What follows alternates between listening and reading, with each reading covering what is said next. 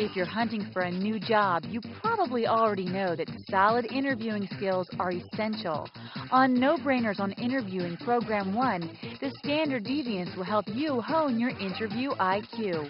We'll show you how to prepare for an interview through research and practice. You'll also learn about the different types of interviews, from mealtime interviews to panel interviews.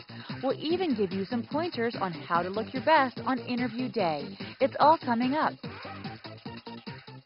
It's time for a pop quiz. Here's the question. Which of the following is something that you shouldn't do at a mealtime interview? A, eat.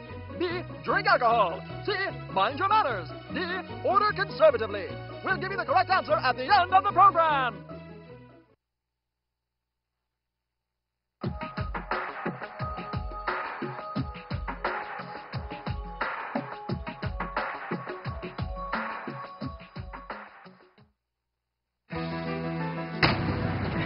Hi, how are you? Nice to meet you. Well, I've been reading up on the cup now. Yes, sir. I very much would like to work for your company. You're too aggressive.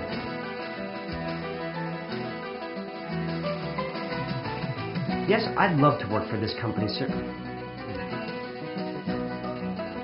Sir, I would love to work for this company. I think... I'd love to have a job here working with you. It's a great company. I'd love to have a job here working with you.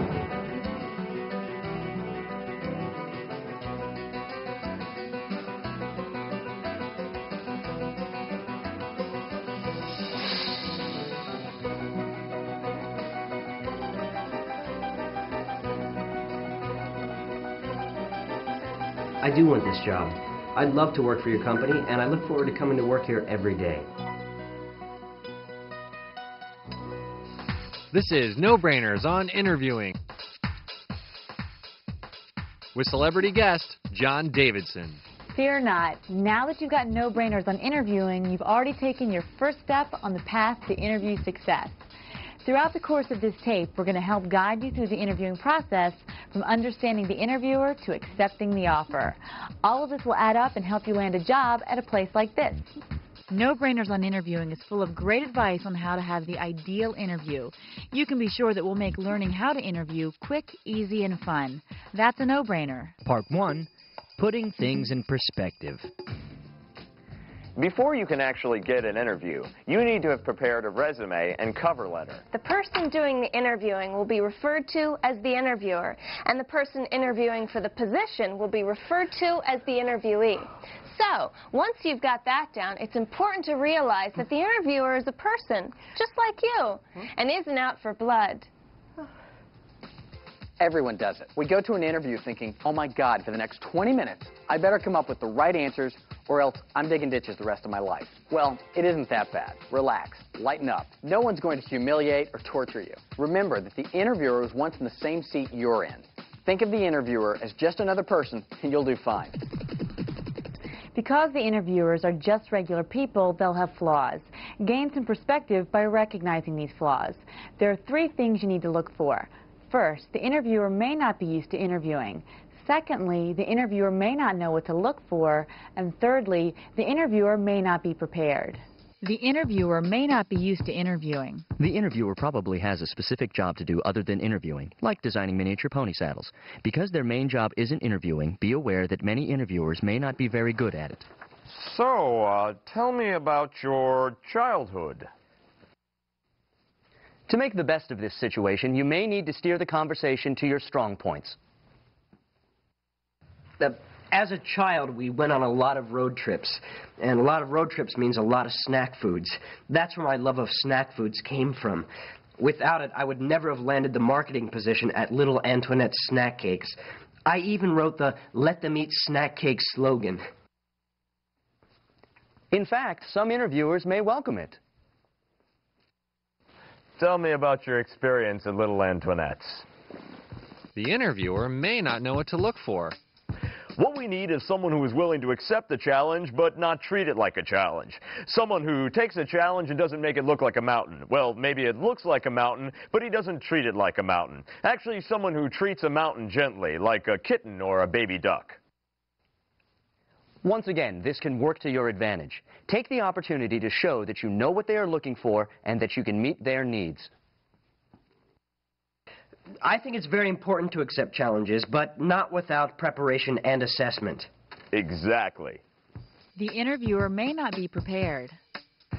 So I remember reading on your resume that you went to high school. Yes, I did. Yeah. You also went to college, it appears. If you think the interviewer isn't prepared, help him out. You're here for a reason. I did go to the University of Texas for my undergraduate work. They have an excellent program in zoology. It was the prestige of that program that got me a summer internship translating Old Green Acres episodes for the monkeys in the sign language program at the San Antonio Zoo. So remember that your interviewer may be just as afraid as you are, and you can use that to your advantage. Now that you've got some perspective, let's move on to preparation. Is the interview review with Phil McHugh. Welcome to the Interview Review with Phil McHugh. I'm Phil McHugh. In the Part 1 review tonight, putting the view back in review. When facing the task of interviewing, it's important to put things into perspective. Gaining perspective on the situation will help you relax and focus on having a great interview. This has been the Interview Review with Phil McHugh. Part 2. Prepare yourself. A good interview is all about preparation.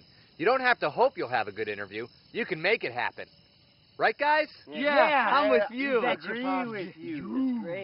To ensure a good interview, there are 4 things you need to do. First, you need to do your homework. Second, you need to find out what type of interview you might have.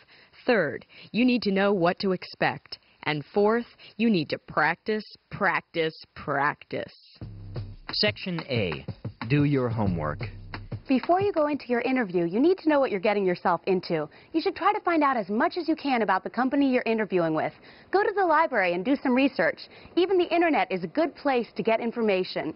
The place you're applying to may have its own website that can offer invaluable information and some good talking points for your interview.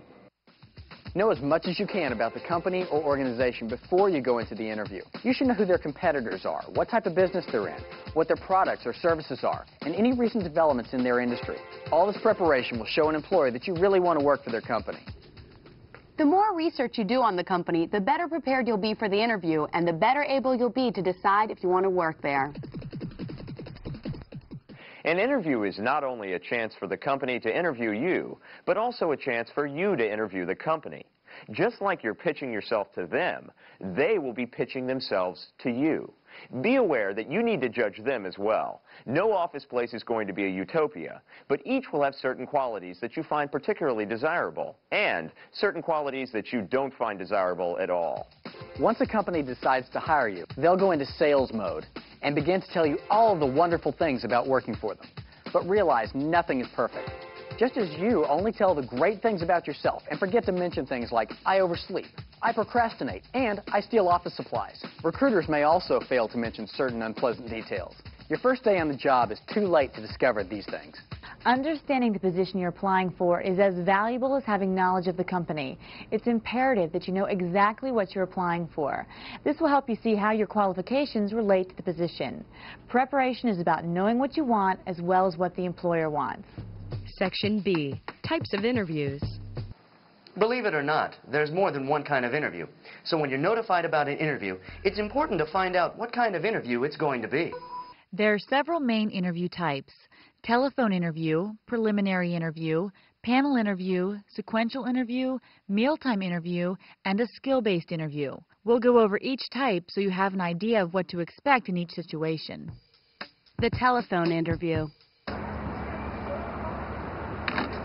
With a telephone interview, the interviewer will probably specify so up front. If they don't, then ask.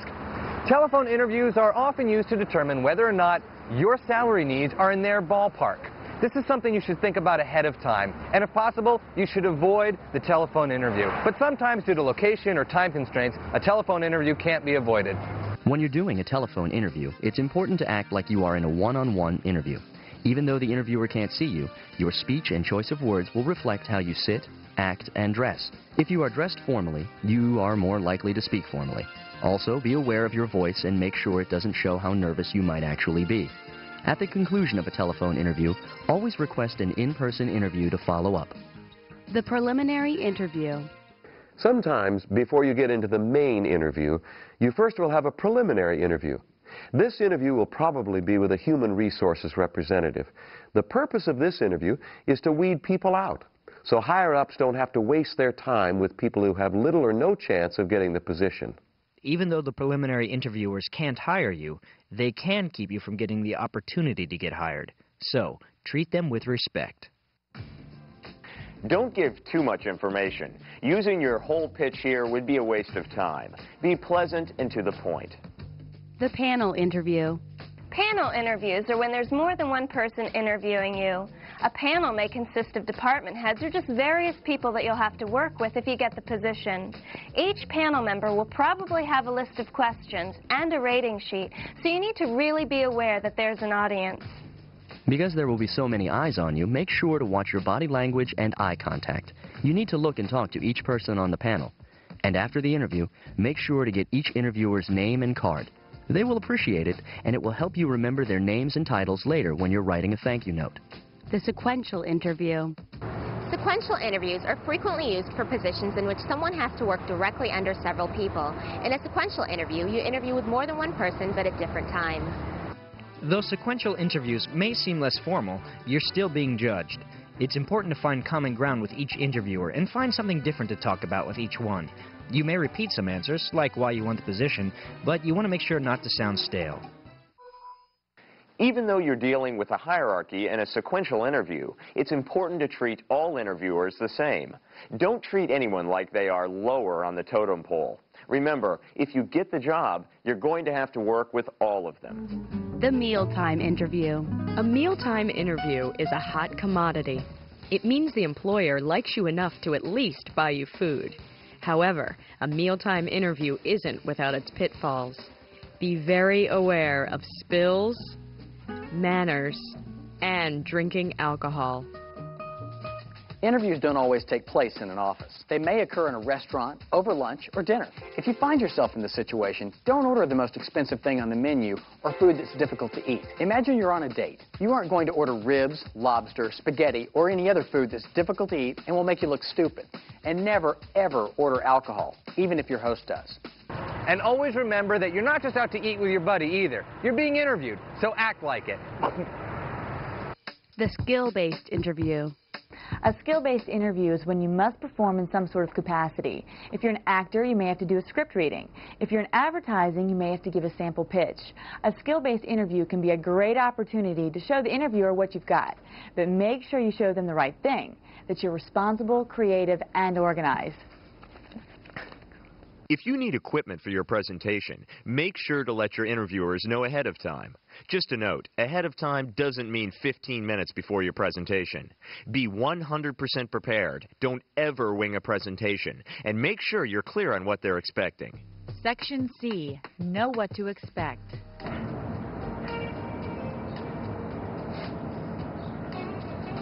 When you meet someone for the first time, there can be that awkward period during the first few minutes where no one knows exactly what to say. This happens a lot in an interview as you're being escorted back to the interviewer's office. To avoid this awful silence, have a few topics picked out that you can make small talk about. An easy way to do this is to read the morning's newspaper to get ideas. So I read in the paper this morning that a golden retriever rescued 11 orphans from a burning ice cream parlor on Sunday. Really? Heartwarming story. Those are good dogs. It's important, though, not to sound like you've prepared something. Make sure that your personality can shine through. Find something in common with the interviewer